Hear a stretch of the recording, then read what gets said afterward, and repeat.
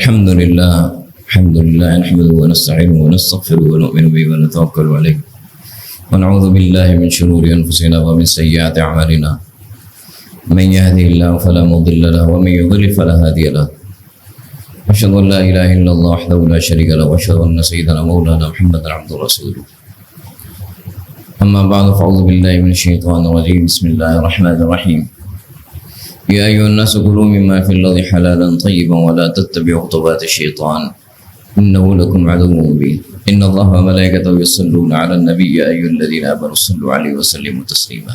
محترم حضرات، یہ سورہ بقرہ کی آیت نمبر 168 169 اور 170 ہے اور آگے 171 بھی ہے. اللہ تعالیٰ اس میں ارشاد فرما رہے ہیں یا ایھا الناس کلوا مما فی الارض حلالا طیبا، اے لوگو کھاؤ جو کچھ زمین میں سے ہے حلال اور پاکیزہ، ولا تتبعوا خطوات الشیطان، اور شیطان کے قدموں کے پیچھے مت چلو، انہ لکم عدو مبین، یہ تمہارا کھلا دشمن ہے. انما یأمرکم بالسوء، شیطان تمہیں برائی کا حکم کرتا ہے، والفحشاء، اور بے حیائی کا حکم کرتا ہے، وَأَن تَقُولُوا عَلَى اللَّهِ مَا لَا تَعْلَمُونَ، اور شیطان تمہیں یہ کہتا ہے کہ اللہ پہ وہ بات کہو جو اللہ نے نہیں کی، اللہ پہ وہ بات کہو ما لا تعلمون، جو تم جانتے نہیں ہو، اللہ پہ وہ بات. اب ان آیات میں انسانوں کو پاکیزہ کھانے کا حکم دیا، پاکیزہ کھاؤ اور حلال کھاؤ. وَلَا تَتَّبِعُوا خُطُوَاتِ الشَّيْطَانِ، شیطان کے پیچھے مت چلو. شیطان پاکیزہ اور حلال کھانے سے روکتا ہے، دونوں چیزوں سے روکتا ہے. دنیا میں انسان معاش کی وجہ سے پریشان ہوتا ہے اور شیطان معاش کے مسائل میں انسان کو گمراہ کرنے کی کوشش کرتا ہے. اس لیے جب پاکیزہ اور حلال کھانے کا حکم دیا تو ساتھ ہی شیطان کی پیروی سے منع کیا کہ شیطان کی پیروی مت کرو، یہ تمہارا کھلا دشمن ہے، اس کی دشمنی میں کوئی شک نہیں. انما یأمرکم بالسوء، شیطان تمہیں حکم دیتا ہے برائی کا، جتنے برے کام ہیں شیطان برے کاموں کا حکم دیتا ہے، والفحشاء، اور شیطان برے اخلاق کا حکم دیتا ہے. جتنے کام برے ہیں شیطان ان کا حکم دیتا ہے، جتنے اخلاق برے ہیں شیطان ان کا حکم دیتا ہے. وَأَن تَقُولُوا عَلَى اللَّهِ مَا لَا تَعْلَمُونَ، اور اللہ کے لیے وہ کہو جو تم جانتے نہیں، اللہ پہ وہ بات کرو، یعنی تم یہ کہو کہ دین میں یہ جائز ہے یہ ناجائز ہے، بغیر کسی سند اور دلیل کے اپنی خواہشات کی پیروی میں دین کے احکامات بنانے لگ جاؤ. یہ شیطان تمہیں کہتا ہے. جب انسان خواہشات کی پیروی کرتا ہے تو پھر شیطان کہتا ہے کہ تم دین پہ بھی چلنا چاہتا ہے تو اس کا راستہ دین میں سے بھی نکال. پھر اپنی خواہشات کے مطابق دین سے دلیلیں ڈھونڈ کے اور اس کو دین بنانے اور جائز بنانے کی کوشش کرتا ہے. یہ شیطان اس سے کرواتا ہے، جبکہ وہ بات دین میں اصل میں نہیں ہوتی. فرمایا ایسے مت کرو، یہ شیطان تمہیں کہے گا. جو بات تم جانتے نہیں اللہ پہ وہ بات تم کرو، یہ شیطان تمہیں کہے گا. وَإِذَا قِيلَ لَهُمُ اتَّبِعُوا مَا أَنزَلَ اللَّهُ قَالُوا بَلْ نَتَّبِعُ مَا أَلْفَيْنَا عَلَيْهِ آبَاءَنَا. اگلی آیت میں بتایا کہ جب ان لوگوں کو کہا جاتا ہے کہ جو اللہ نے تم پہ اتارا اس کی پیروی کرو، تو کہتے ہیں بل نتبع ما الفینا علیہ آبانا، ہم اس کی پیروی کریں گے جو اللہ نے اتارا، اس کی پیروی نہیں کریں گے، بلکہ ہم اس کی پیروی کریں گے جس طریقے پہ ہم نے اپنے بڑوں کو پایا، باپ دادا کو جس طریقے پہ پایا اس طریقے کی ہم پیروی کریں گے. اللہ تعالیٰ فرما رہے ہیں اولو کان آباہم لا یعقلون شیئا ولا یہتدون، ان کو سوچنا چاہیے کہ ان کے باپ دادا اگر عقل نہیں رکھتے تب بھی ان کی پیروی کریں گے، اگر ان کے باپ دادا ہدایت کے راستے پہ نہیں ہیں تب بھی ان کی پیروی کریں گے. اس آیت میں یہ بتایا اگر باپ دادے یا بڑے لوگ ہدایت کے راستے پہ نہ ہوں، بڑے لوگ دانش مندی کے راستے پہ نہ ہوں تو ان کی پیروی نہیں کرنی چاہیے، دانش مندی کے راستے کی پیروی کرنی چاہیے۔ یہ ان لوگوں کا اس میں تردید بھی ہے۔ جب احکام شریعت اور احکام دین آتے ہیں تو بعض لوگوں کو معاشرہ، ماحول، خاندانی روایات، علاقے کی جو رسم و رواج ہے، علاقے کی اس خطے کی تہذیب و تمدن ہے، وہ ان کو روکتا ہے۔ وہ کہتے ہیں یہ طریقہ ہمارے بڑوں سے چلا آ رہا ہے، یہ ان کے لیے ایک دلیل ہوتی ہے۔ دین کے حکم کو پیچھے چھوڑ دیتے ہیں اور بڑوں سے جو روایت یا طریقہ یا رسم جو چلتا آ رہا ہے اس کی پیروی کرتے ہیں۔ اللہ تعالیٰ فرما رہے ہیں کہ تم نے حق کی پیروی کرنی چاہیے، جو اللہ نے راستہ بتایا اس کی پیروی کرنی چاہیے۔ اگر تمہارے باپ دادا کے پاس عقل نہیں تھی تو ان کی پیروی مت کرو، اور اگر وہ اس راستے پہ تھے جو ہدایت سے ہٹ کر ہے پھر ان کی پیروی نہیں کرنی چاہیے۔ اور جو ہدایت سے ہٹے ہوئے لوگ ہیں ان کی مثال اللہ نے دی، وَمَثَلُ الَّذِينَ كَفَرُوا كَمَثَلِ الَّذِي يَنْعِقُ بِمَا لَا يَسْمَعُ إِلَّا دُعَاءً وَنِدَاءً۔ یہاں پہ ان کافروں کو مثال دی کہ جو دین کی بات سمجھتے نہیں ہیں، دین کی بات کو قبول نہیں کرتے، دین کی بات کو سوچتے نہیں ہیں، ان کو جانوروں سے تشبیہ دی۔ جانور ہے، ایک جانور کو آپ بڑا اچھا مضمون بیان کریں، اس کے سامنے بڑی عقل اور دانائی کی باتیں کریں، اس جانور کو کچھ سمجھ نہیں آئے گا۔ اس جانور کو کیا سمجھ میں آئے گا؟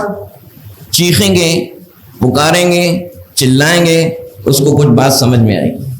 جن لوگوں نے جانور پالے ہیں تو جانور کو کس طرح آگے پیچھے کیا جاتا ہے، اس کے لیے خاص آوازیں نکالی جاتی ہیں، چیخنا چلا ہے، وہ چیخنا چلا کے ان کو ڈرا دھمکا کے آگے پیچھے کیا جاتا ہے، ان کو مضمون نہیں سمجھائے جاتے، ان کو جملے بتا کے نہیں بتایا کہا جاتا۔ فرمایا یہی لوگ جو ہدایت سے ہٹے ہوئے ہیں وہ ان جانوروں کی طرح ہیں۔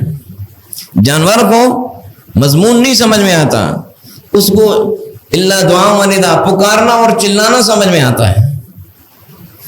مالک پکار رہا ہے یا چلا رہا ہے، ان کو یہ سمجھ میں آتا ہے، اس وجہ سے وہ آگے پیچھے ہوتے ہیں، ریوڑ ایسے ہی آگے پیچھے ہوتے ہیں۔ فَمَن صُمٌّ بُكْمٌ عُمْيٌ، یہ لوگ بہرے ہیں کیونکہ ہدایت کی بات سنتے نہیں۔ بُكْمٌ، یہ لوگ گنگے ہیں، ہدایت کی بات کہتے نہیں ہیں۔ عُمْيٌ، یہ لوگ اندھے ہیں، ہدایت کی بات دیکھتے نہیں۔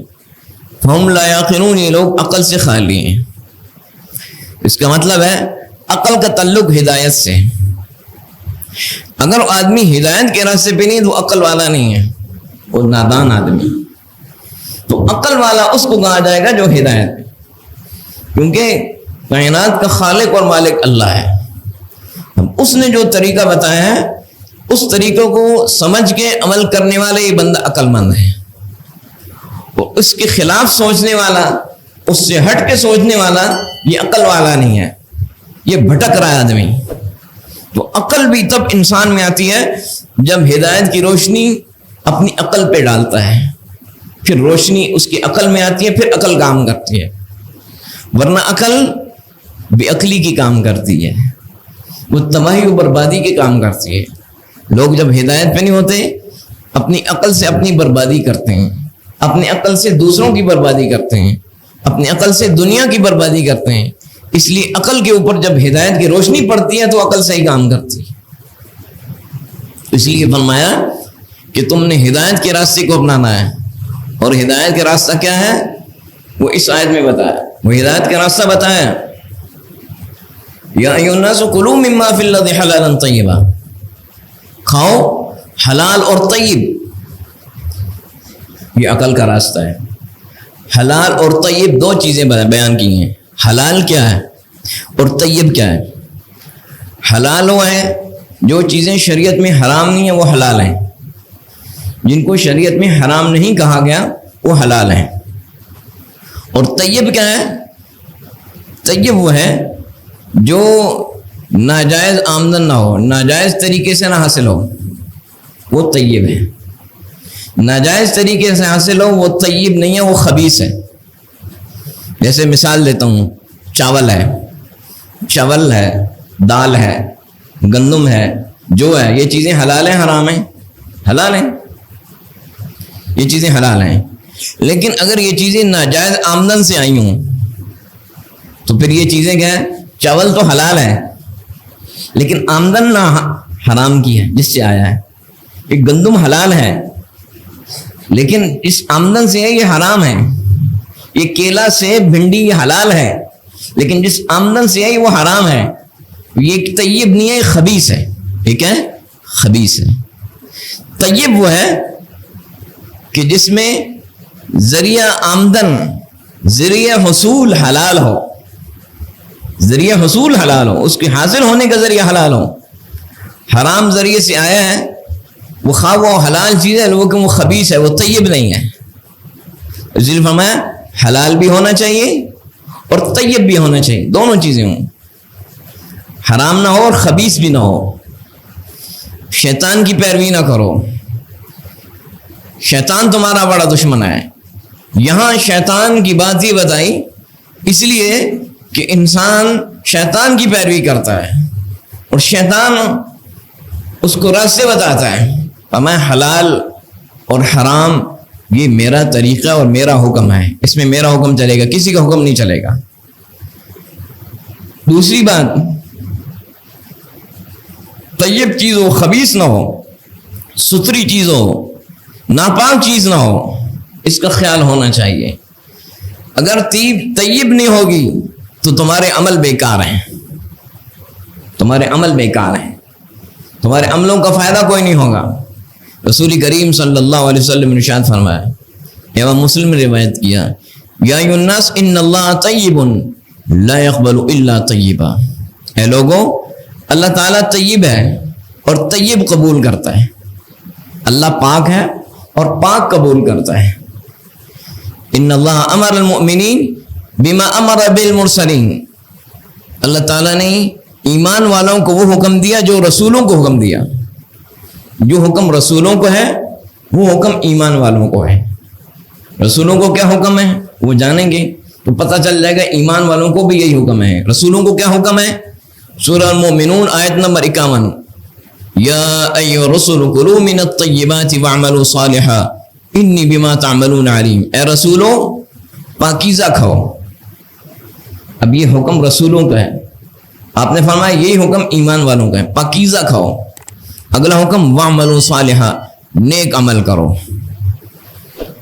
انی بما تعملون علیم، جو تم کر رہے ہو میں اس سے باخبر ہوں، میں جانتا ہوں، تمہارے کھانے کو بھی جانتا ہوں، تمہارے عملوں کو بھی جانتا ہوں، تمہاری ہر چیز کو جانتا ہوں۔ تو پاکیزہ کھاؤ، پہلے پاکیزہ کھانے کا حکم ہے، اس کے بعد اگلا حکم ہے نیک عمل کرو۔ نیک عمل سے پہلے پاکیزہ کھانے کا حکم ہے۔ اس سے یہ بات پتہ چلی کہ جب پاکیزہ کھائے گا تو نیک عمل کی توفیق ہوگی اور ناپاک کھائے گا تو نیک عمل کی توفیق نہیں ہوگی، اس کے جسم سے گناہ اور حرام عمل نکلیں گے۔ پھر آپ صلی اللہ علیہ وسلم نے ثم ذکر الرجل، دوسری یہ بھی آیت ثم ذکر الرجل، آپ نے ایک شخص کا ذکر کیا، یطیل السفر اشعث اغبر، لمبے سفر میں ہے، لمبے سفر کی وجہ سے اس کے بال پراگندہ ہیں، اس کے جسم پہ غبار ہے، یمد یدہ الی السماء، آسمان کی طرف بے قراری میں ہاتھ اٹھاتا ہے۔ لمبا سفر جب ہو انسان بے چین ہوتا ہے، خاص طور پہ آج کے دور میں بھی سفر میں انسان پریشان ہوتا ہے، اور پہلے کے دوروں میں سفر میں اور انسان پریشان ہوتا تھا۔ تو سفر میں ہاتھ اٹھاتا ہے اور کہتا ہے یا ربی یا ربی، اے میرے رب اے میرے رب۔ اب سفر میں مسافر کی دعا قبول ہوتی ہے، یہ سفر میں بھی ہے، یہ بے قراری میں بھی ہے، اور یہ اللہ کو پکار رہا ہے، کسی اور کو نہیں پکار رہا۔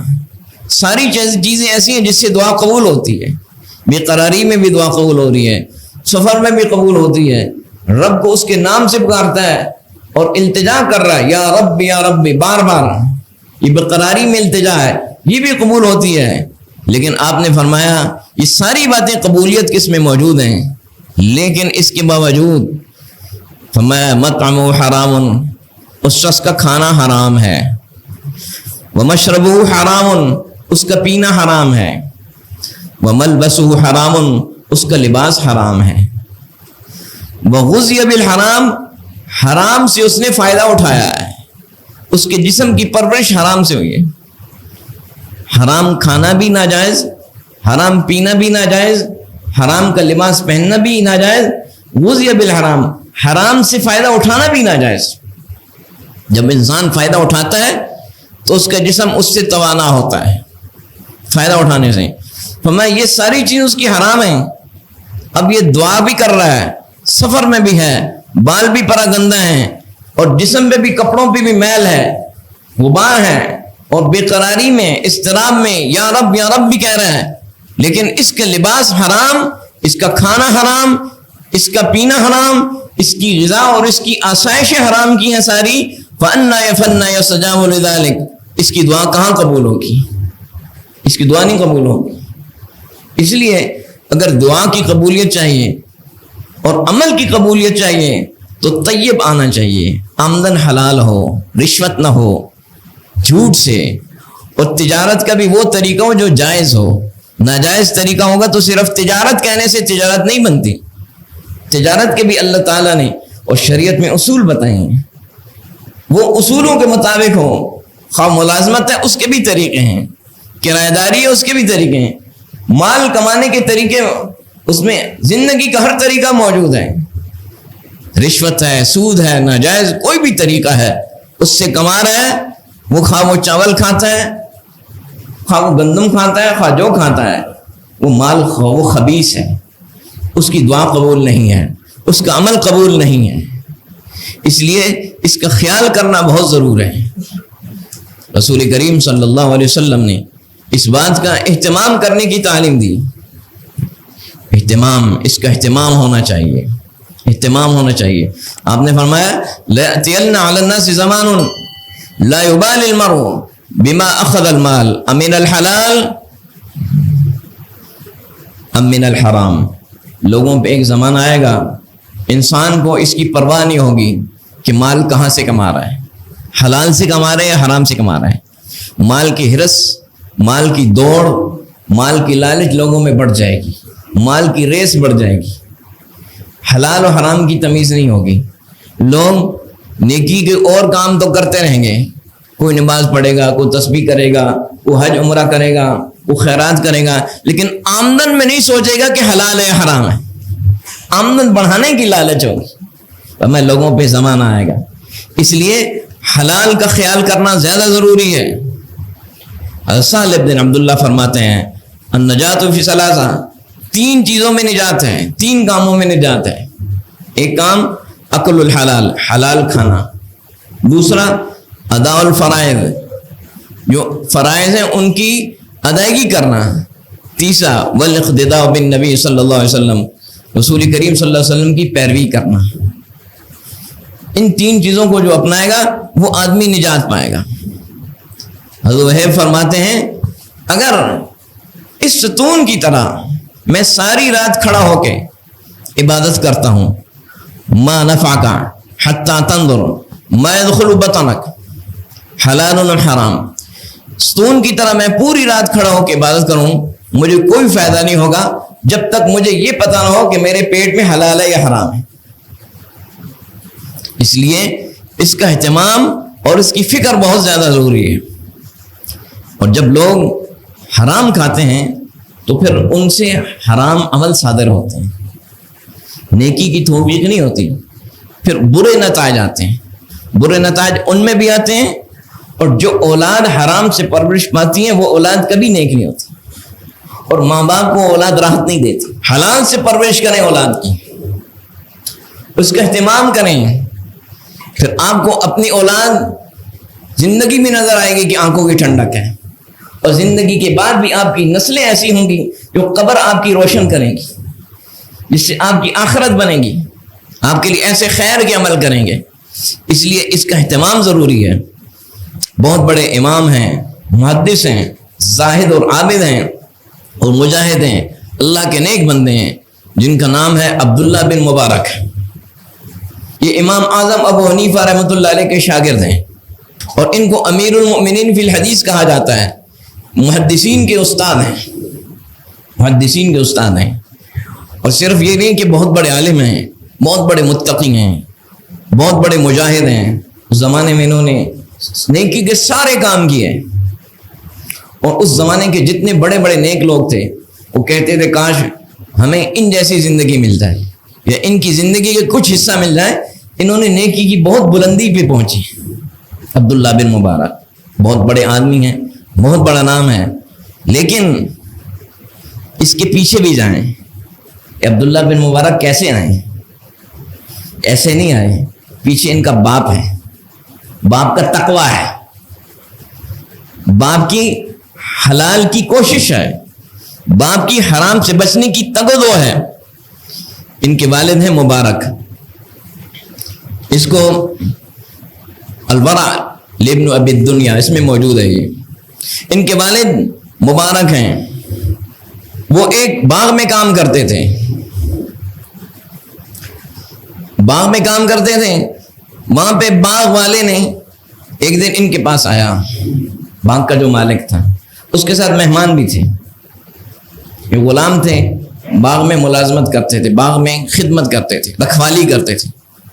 تو باغ کا مالک جو آقا تھا وہ ایک دن باغ میں آیا اور اس کے ساتھ مہمان تھے. اس نے کہا میٹھے انار لے کے آؤ.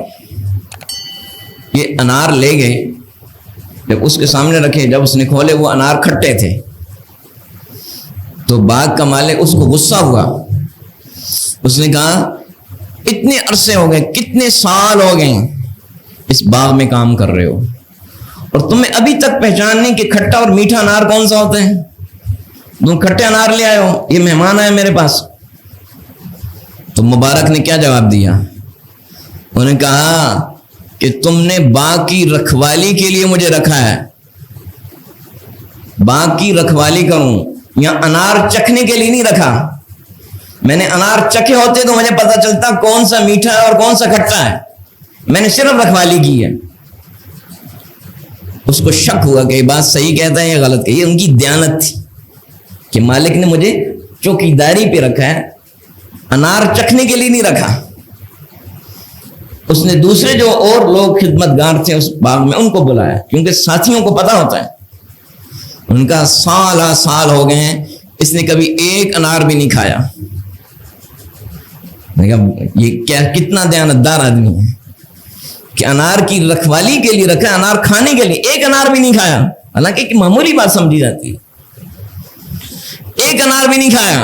اب جب وہ رکھوالی کر رہے ہوتے ہیں، وہ بیٹھتے ہیں تھکتے ہیں تو انار ہی کھا لیتے ہیں، اس میں تو کوئی بات نہیں. لیکن یہ دیانت تھی کہ اس نے رکھوالی کی رکھا، انار نہیں کھایا. اس نے ان کو دانا اور صحیح آدمی سمجھا. اس زمانے میں لوگوں میں بھی عقل تھی، مشورہ بھی عقل مند لوگوں سے اور متقی لوگوں سے لیتے تھے. متقی آدمی عقل مند، اس کے اندر ہدایت کا نور ہوتا ہے. اس باغ والے کی بیٹی تھی، اس نے ایک مشورہ کیا. اس نے جب دیکھا یہ آدمی قابل اعتماد ہے، مشورہ کیا. اس نے کہا میری بیٹی ہے مبارک، بتاؤ اب میں نے اس کا رشتہ کرنا ہے، میں کیسا آدمی چنوں اس کے لیے. اب اس طرح کے مشورے آدمی معتمد لوگوں سے کرتا ہے، قریبی لوگوں سے کرتا ہے. تو مبارک نے جواب دیا. جواب وہ دیے جو اصول کا جواب تھا. اور یاد رکھے مشورہ وہی دینا چاہیے جو حق ہو. مشورے میں لحاظ نہیں ہے، یہ امانت ہے. دوسرے کو اچھا لگے یا برا لگے، مشورہ وہی دینا چاہیے. انہوں نے مبارک نے کیا کہا؟ تم نے یہ پوچھا ہے الیہود یزوجون للمال، یہود مال کے لیے شادی کرتے ہیں. والنصارى یزوجون للجمال، اور نصارہ خوبصورتی کے لیے شادی کرتے ہیں. والعرب للحسب، اور عرب خاندان کی بڑائی کے لیے شادی کرتے ہیں. والمسلمون یزوجون للتقوى، اور مسلمان تقوی کی وجہ سے شادی کرتے ہیں. یہ اصول ہے. اب یہ تمہارے پاس ساری قسمیں ہیں، اب تم جس طریقے پہ چلنا چاہو چلو. ایک تمہیں میں نے ایک طریقہ بتایا ہے. اس نے کہا اگر یہ بات ہے تقوی کی وجہ سے مسلمان شادی کرتے ہیں تو میری نظر میں سب سے زیادہ متقی شخص تم ہو. اپنی بیٹی ان سے بیاہ دی، باغ کے مالک نے اپنی بیٹی ان سے بیاہ دی، پھر اس سے عبداللہ پیدا ہوئے، مبارک کے بیٹے عبداللہ، جن کو امام حنیفہ اعظم کے شاگرد امیر المومنین فی الحدیث کہا جاتا، جتنے محدثین ہیں ان کو استاد بہت بلند رہی۔ یہ عبداللہ کیا کہتے ہیں؟ فرماتے ہیں کہ اگر میں 1 درہم شبہ مال کا چھوڑ دوں، ایک ہوتا ہے مال حلال ہے یا حرام، حرام کو تو چھوڑنا ہے، لیکن ایک ہے شبہ، اس درہم میں شبہ ہے کہ درہم پاک ہے یا ناپاک، یہ روپیہ، یہ پیسہ، یہ ڈالر، یہ سکہ حلال ہے یا حرام، یہ شبہ ہو گیا۔ انہوں نے فرمایا میں شبہ والا درہم چھوڑ دوں، یہ مجھے اس بات سے بہتر ہے کہ میں ایک دن 1 لاکھ صدقہ کروں۔ یہ آج سے 1000 سال پہلے کی بات ہے، اس وقت 1 لاکھ بہت بڑی رقم تھی۔ ایک دن میں 1 لاکھ صدقہ کروں، دوسرے دن 2 لاکھ صدقہ کروں، تیسرے دن 3 لاکھ صدقہ کروں، 6 لاکھ میں صدقہ کر دوں، اس سے بہتر ہے کہ ایک شبہ والا درہم جس کے حلال و حرام میں شبہ وہ چھوڑ دوں، یہ 6 لاکھ صدقے سے زیادہ بہتر ہے۔ ان کے بیٹے عبداللہ کہہ رہے ہیں۔ تو مال مشتبہ سے بچنا، رسول کریم صلی اللہ علیہ وسلم کی اپنی زندگی، اس میں آپ کی تعلیم موجود ہے۔ آپ صلی اللہ علیہ وسلم فرماتے ہیں، آپ نے فرمایا میں اپنے گھر جاتا ہوں، فجد التمر ساقطۃ علی فراشی، میں دیکھتا ہوں کہ بستر پہ کھجور پڑی ہوتی ہے۔ یہ کون، یہ کس کا ارشاد ہے؟ رسول کریم صلی اللہ علیہ وسلم کا ارشاد ہے، امام الانبیاء والمرسلین کا ارشاد ہے۔ میں اپنے بستر پہ کھجور پڑی دیکھتا ہوں، میں اس کھانے کے لیے اٹھاتا ہوں، پھر اس کو میں چھوڑ دیتا ہوں۔ اخشا ان تکون صدقۃ، مجھے اس بات کا ڈر ہوتا ہے کہیں صدقے کی کھجور نہ ہو، تو وہیں رکھ دیتا ہوں۔ کیونکہ آپ صلی اللہ علیہ وسلم کے گھر میں صدقے کا مال بھی آتا تھا، یعنی مسلمان بھیجتے تھے کہ آپ مسلمانوں پہ یا صدقہ کر، جن پہ صدقہ آپ صدقہ فرما لیں، اس طرح کا بھی مال آپ کے گھر میں آتا تھا کہ آپ اس کو صدقہ فرما لیں۔ تو آپ فرماتے ہیں کہ میں اپنے بستر سے کھجور اٹھاتا ہوں، پھر اس کو نیچے رکھتا ہوں، اس بات کا خدشہ ہوتا ہے کہ صدقے والی کھجور نہ ہو، یہ مال مشتبہ ہو گیا، کیونکہ نبی کے لیے صدقہ جائز نہیں ہے، نبی کے لیے ہدیہ جائز ہے۔ امت کے لیے احکامات اور ہیں، رسول اور نبی کے لیے احکامات اور ہیں۔ تو آپ کے لیے صدقہ جائز نہیں، ہدیہ جائز ہے۔ تو آپ نے فرمایا کہ شبہ ہے کہ کہیں صدقے والی کھجور نہ ہو، اس کو میں اٹھا کے پھر رکھ دیتا ہوں۔ امت کو تعلیم ہے کہ تم مال حرام سے نہیں بچو، بلکہ جس مال میں شبہ ہو اس سے بھی بچو۔